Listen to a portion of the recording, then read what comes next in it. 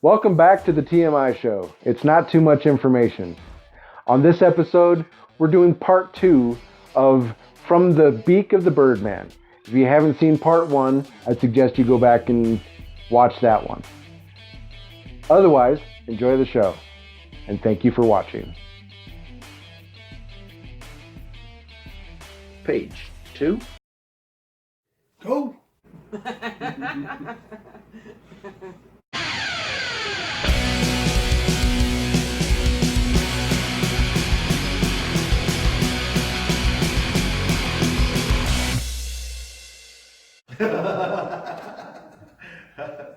Stop.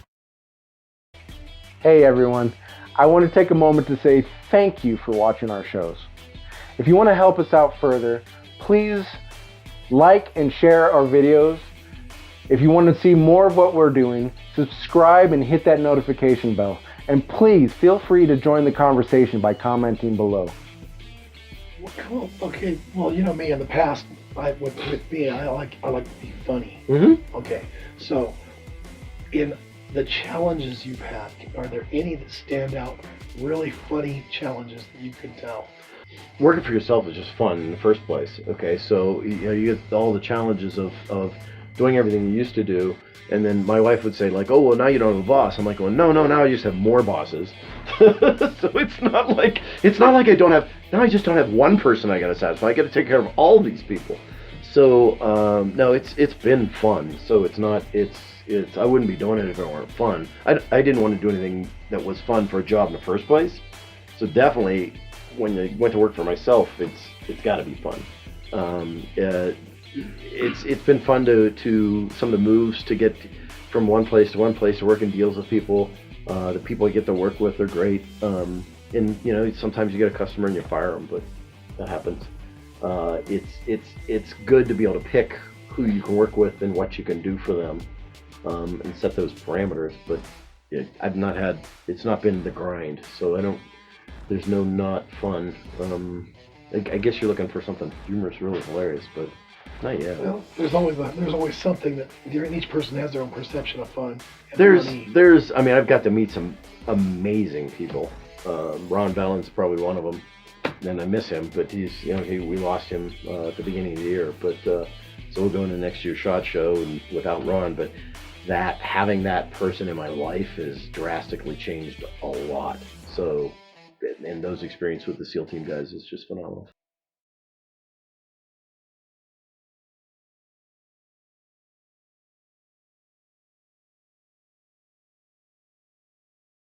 You recently interviewed an African king? I did. What was that like? So it's King Nee, and it's Ghana is the country that he's from. Now, they have a king, and then they have kings so he sits on the war throne, or I think it's the throne king. So he's the king of war, basically, for Ghana. Pretty cool. And, it was one of those things at first you're like, well, is this real or whatever it is? It's like, okay, I'm cautiously, but no, it seems like everything's legit. What it is, now they're much like England. So the Queen doesn't really rule the country anymore. There is a political government that runs it. Same thing in Ghana. But once again, this is lineage. And Africa's obviously the cradle of civilization, so it's pretty cool. Very cool guy, very unique perspective on race, on people, very grounded, very, very solidly nice individual. So that was really cool to see, and not the pretentiousness of a king, but very, very, very well put together and well presented. It was on Ad Mortem Odium? Ad Mortem Odium. Yeah, so Ron, I just mentioned it, hated Latin. So now we will name all shows Latin. Just so we get Ron. But Ad Mortem Odium is death to hatred.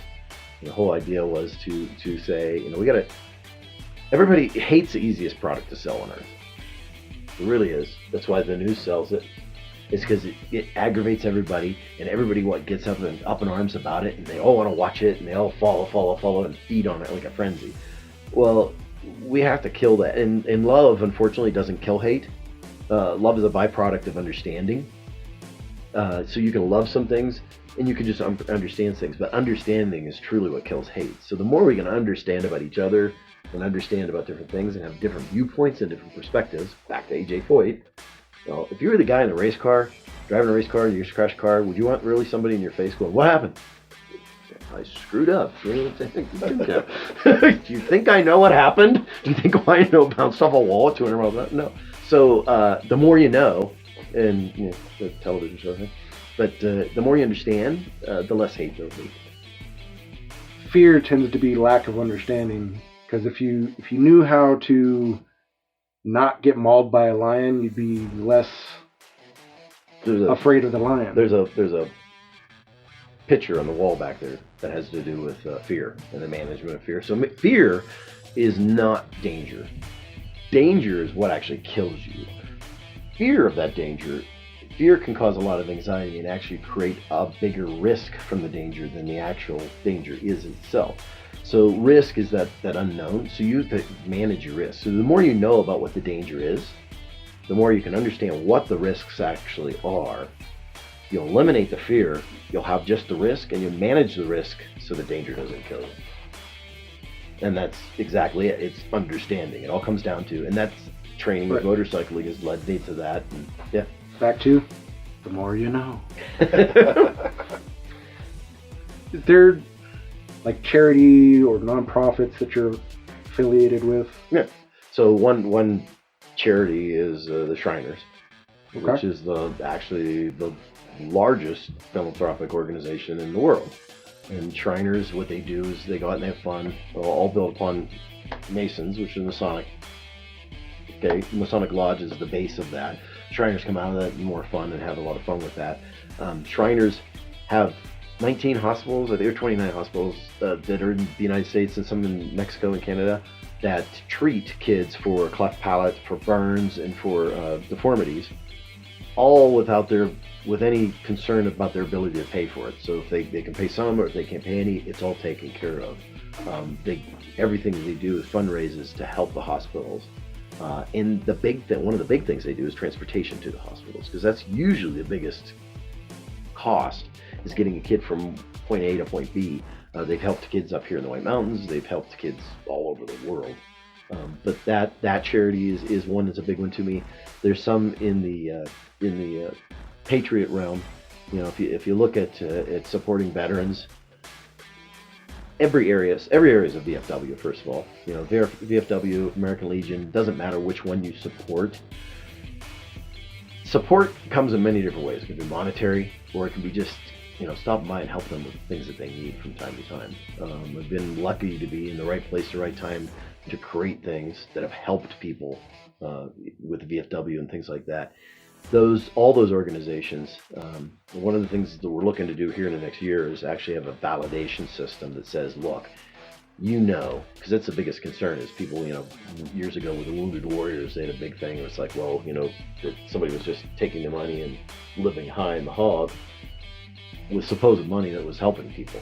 And I to this day can't tell you if Wounded Warriors is legit or not. Well, I'd love to know that when I give money to something and support something, that it's legit. So we're looking at a way for people to go, okay, here's the UL listing that says that's legit, good to go. And The Antares Alliance. So the Antares Alliance is an alliance of veterans, first responder, and patriot-owned companies. So it started, and that's Ron. I had met that started. We started that about 3 years ago, and it's changed into what the Antares Alliance is today. It's about 50 or so companies they're primarily in the firearms industry, but they're all veteran, first responder, patriot-owned companies that have a philosophy or a base level core of their company that supports veterans, supports first responders, in some way directly or indirectly. Some would do cash payments out to them. Others do, they do charity work or help, stuff like that. And the Antares Alliance, you can actually be part of as a regular individual, as a patriot. You can join it. It's $275. You get a lifetime membership, and then you can go to all the events that they do. SHOT Show, NRA, doesn't matter where they're at. If they're there, you get in as part of that. What's your favorite in some of the shows you've done?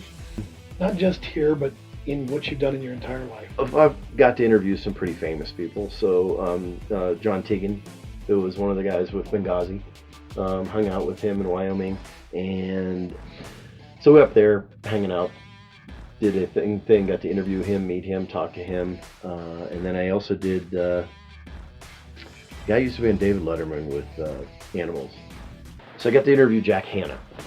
Okay. From David Letterman fame. So he was at the Columbus Zoo, and now he does actually stuff with the Phoenix down there, the wildlife zoo down in Phoenix.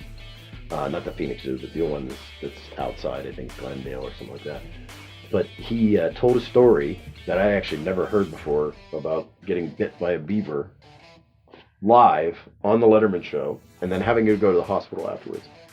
Flipping hilarious, you know, because he's trying to tell them, no, I got bit by a beaver. They're like, you didn't get bit by a beaver. They're called like psychiatric because he's like, this guy's crazy. No, I just got bit by a beaver. It all ends with a punchline with David Letterman on the next show telling him, see, that's why you don't mess with somebody else's beaver. Don't you hate it when that happens? Yeah, you'll get bit.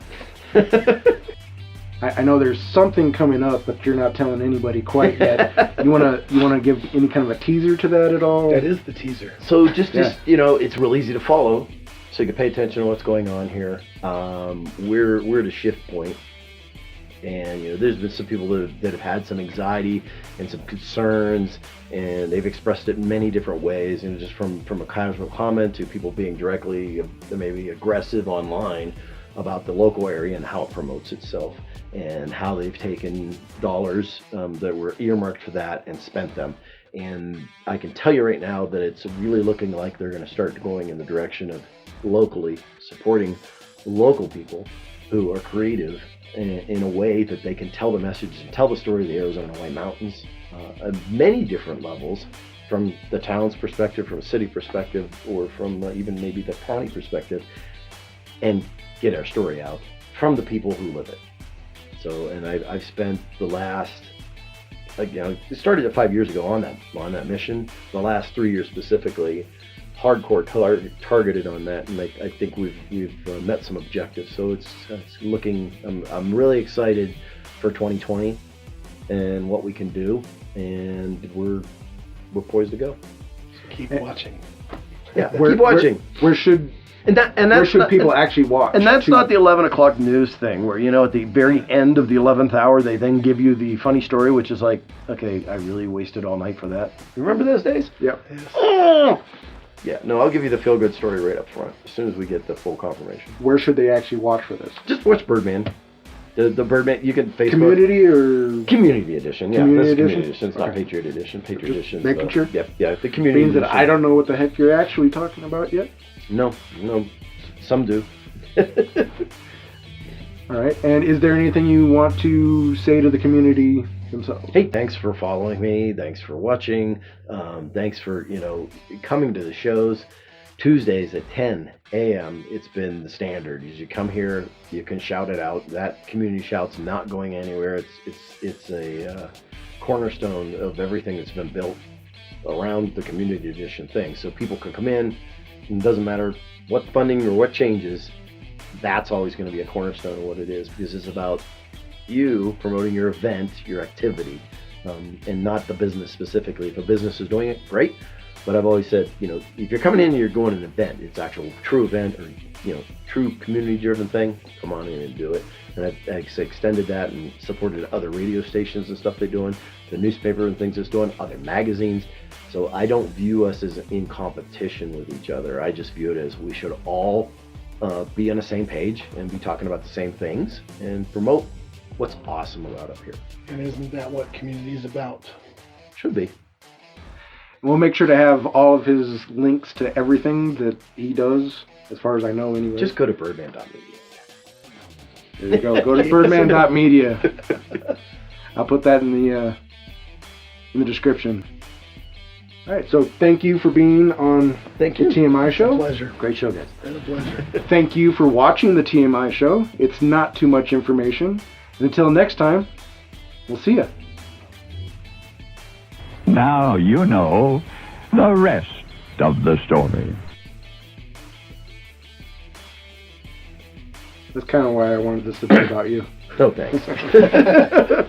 This is never about. Well, this time it is. Well, and what interested us in you also was that you're doing something that we're kind of going into as well. And with us, we're learning not just about the show and how to do the show, but we're learning about everybody we interview. Because, Bethany, for example, with M&G Locks. Yeah. I thought I knew everything I needed to know about her. Come to find out, not the case. And I'm sure you've learned a lot of stuff too there. And all the different shows, it's been, like I said, Kahau, Solar Sport. We learned more about him as well. And so it's been a real interesting process learning about the community more than we thought we already knew. Yeah, but it's just like you said, finding out things about people they have no clue about. You'd never get to meet. You'd never get that story from them. There's just that moment you get something, a little nugget that's every single one's kind of fun. So I mean, and I've not had. I worked backwards, so I started not live, and then worked to live, because I started with live at some point, and it was like, holy crap, this is hard to get people to interview live. So you can interview not live or recorded a lot better and get their comfort level to a point where they'll talk. Getting them live then is then sort of like the next challenge. It's like, okay, cool, I can do this. Now let's get it so I can get them comfortable live, talk live. And those things, you'll get live stories that are just like catch you off guard. And that's fun. I think we've got a lot of information. I've known you for how long now, and I'm learning, some of the stuff I'm learning is just brand new to me. I really want to talk to his wife and find out the other information that he won't tell us. I want to talk to her too, but that's a later thing. Well, the Eldorado girl. Yes. And she's got some other things going on that allude to, but I haven't actually heard, so. Well, that's another stay tuned moment. Yep. Ba-dum-bum. Hey everyone, I want to take a moment to say thank you for watching our shows. If you want to help us out further, please like and share our videos. If you want to see more of what we're doing, subscribe and hit that notification bell. And please feel free to join the conversation by commenting below.